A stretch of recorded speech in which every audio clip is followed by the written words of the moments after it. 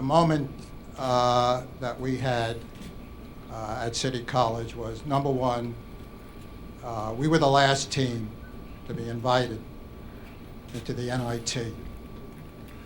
We were the underdogs. Nobody knew City College. And we went ahead and won first two games. And the third game in the quarters was against Mr. Rupp and Kentucky. They were the number 2 seed in the country, the number 2 ranked team in the country.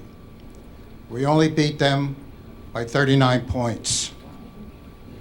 I don't know whether people in the audience will remember, we're only going back 65 years ago. I don't think many people here are that old, except Floyd and I. That game sort of got us over the hump. We knew at that point that we got our confidence and nothing was going to stop us. We went ahead, we won the next game, semis, and then we met Bradley, the number 1 seed, in the finals. We went out, we played team ball, and I think the most important thing, what got us through all of this, was our great defense. And we went ahead and we beat Bradley. A week later, we were invited into the NCAAs. Again, we weren't ranked. However, we went into the NCAAs on a high, on cloud 9.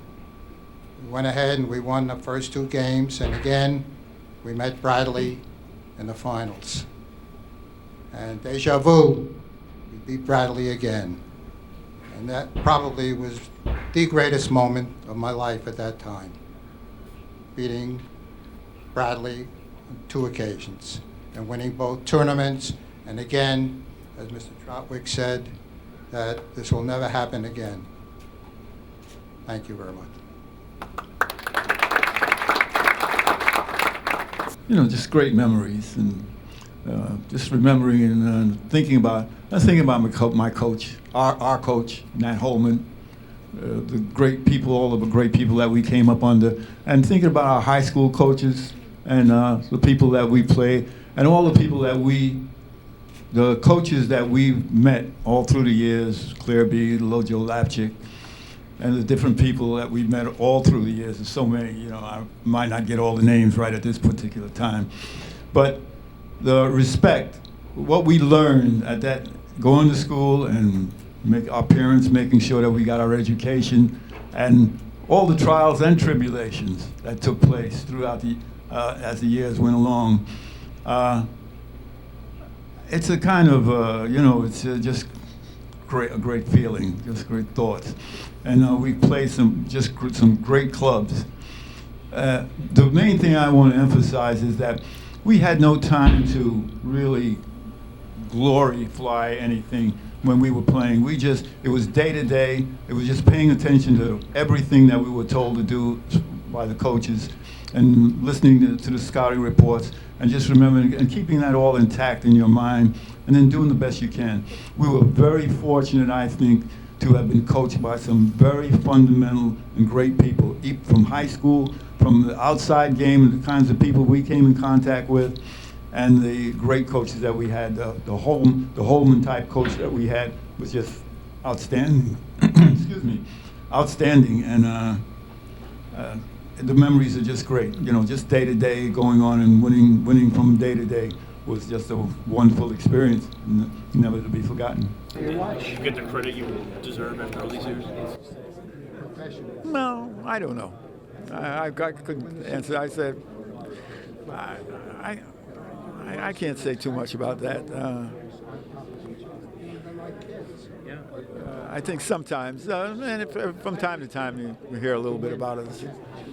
But I think that the unfortunate incident that happened after City College, with City College, put a little damper on it. But I think folks in basketball realize that we're a tough group, and we played, and we went on, and all the fellas went on to continue their education and get our. We were well brought up, and we continued our educations, got our degrees, got our masters, and got our stuff. Most of us, and carried on. And those of us who were really involved with young people, came out of the centers and all that, could appreciate all that.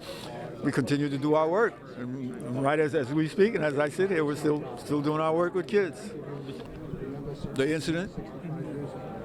Nah, the only thing I wanted to do was just get ahead and get up into the pro ball. That was the main thing.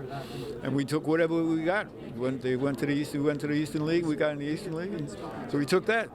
That was the next. I went to the Globetrotters for a while. Yeah, but I hadn't completed my degree at City yet.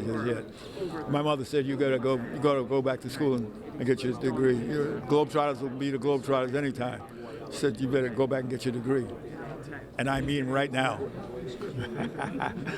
When my mother said right now, that's it. Was there a chip on your shoulder not being able to play in the NBA? Chip? No, not a chip. Just like to be there, that's all. But I wanted to play baseball. I wanted to play professional baseball. I got a pretty good chance. And I was trying to coming back from the service, and I went in the Army, and I came back out and was trying to get in. I was very much interested in playing professional baseball. So I went to Jackie, and he said he would talk to Honey Russell. Honey Russell was the Brave. Honey Russell. And they had me out in Long Island. Glen Cove, Long Island, somewhere out there, and I took the tryouts and everything, but it didn't come about.